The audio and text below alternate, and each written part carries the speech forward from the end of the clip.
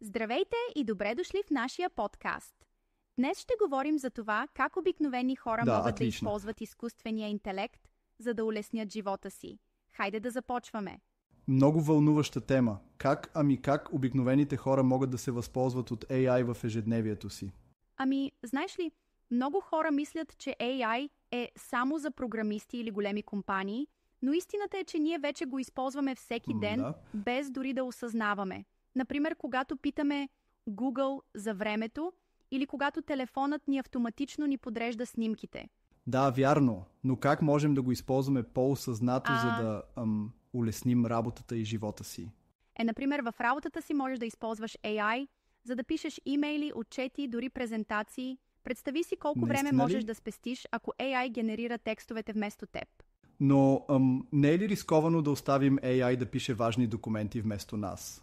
Разбирам притеснението ти, но имай предвид, че AI може да генерира основата, а ти винаги можеш да редактираш и да добавиш личен почерк. Например, можеш да му кажеш: напиши учтив имейл до клиент и ще получиш готов текст, който да коригираш. Това звучи полезно. А как стои въпроса с съкращаването на дълги текстове? Точно така. AI може да обобщава дълги документи за секунди. Ако имаш 10-страничен отчет, можеш да помолиш AI да ти обобщи най-важното в 3 изречения. Това би спестило много време, но може ли AI да помогне и с числа и таблици? Да, определено. AI може да анализира данни в Excel или Google Sheets, да показва тенденции и дори да прави прогнози. Разбирам. Така можеш да следиш бюджета си или да анализираш разходите на малък бизнес много по-лесно. В личния живот как AI може да ни помогне там? Има много начини. Да започнем с готвенето. Ако имаш няколко продукта в хладилника и не знаеш какво да сготвиш, можеш да попиташ AI за идеи. Като имам яйца, домати и ориз, какво мога да приготвя? Точно така. И ще получиш няколко рецепти с точни инструкции. Страхотно. Това е наистина полезно. А за пазаруването? AI може да ти помогне да направиш смислен списък за пазаруване, който да оптимизира разходите ти и да намали отпадъците. Можеш да кажеш: направи ми седмичен списък с покупки за 4-членно семейство, балансиран и икономичен. Така ще получиш не само списък с продукти, но и идеи как да комбинираш храните, нали? Да, точно така. Така няма да изхвърляш излишни неща и ще спестиш пари. Прекрасно. А AI може ли да помага и с ученето или обучението? Определено. Ако учиш нов език или искаш да развиеш ново умение, AI може да ти бъде полезен. И дори ако децата ти задават трудни въпроси... Да. Като защо небето е синьо или как работи гравитацията? Точно. Можеш да попиташ AI и да получиш ясен и разбираем отговор, който да обясниш на децата по достъпен начин. Това е чудесно. Това наистина ще е от помощ. А какво за забавленията?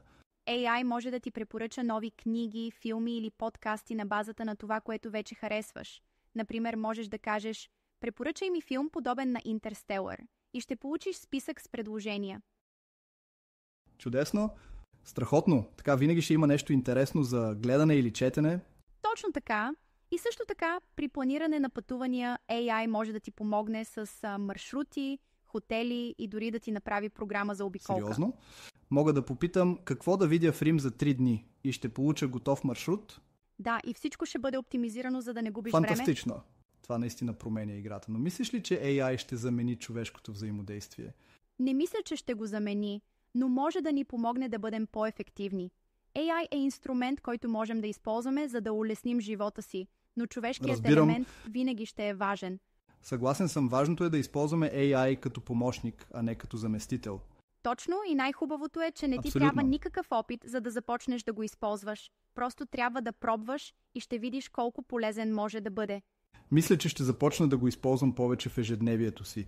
Радвам се да го чуя. Надявам се и нашите слушатели да се вдъхновят да опитат. Определено. Този разговор беше много полезен и интересен. Така е. И с това приключваме за днес. Благодарим ви, че бяхте с нас. До следващия път. Да, до скоро. До скоро.